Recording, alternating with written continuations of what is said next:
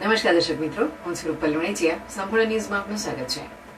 ડીસા શહેર ભારતીય જનતા પાર્ટી કિસાન મોરચા દ્વારા એક પેડ માં કે નામ અભિયાન અંતર્ગત પિંક સિટી સોસાયટી ખાતે વૃક્ષારોપણ કાર્યક્રમ યોજાયો હતો. પર્યાવરણ સંરક્ષણ અને હરિયાળા ગુજરાતના સંકલ્પને સાકાર કરવા આયોજિત કાર્યક્રમમાં ભાજપના હોદ્દેદારો, ચૂંટાયેલા પ્રતિનિધિઓ અને કાર્યકર્તાઓ ઉપસ્થિત રહ્યા હતા.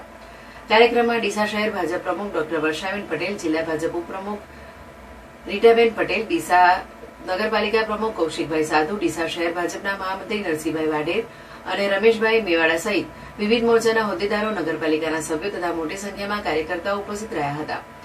કાર્યક્રમના પ્રારંભે ડીસા શહેર કિસાન મોરચાના પ્રમુખ ચેતનભાઈ પુરોહિતે ઉપસ્થિત મહાનુભાવોનું સ્વાગત કર્યું હતું. ત્યારબાદ ઉપસ્થિત મહાનુભાવોએ વૃક્ષારોપણ કરી પર્યાવરણ જાળવણી અને વધુમાં વધુ વૃક્ષો વાવવાનો સંકલ્પ વ્યક્ત કર્યો હતો.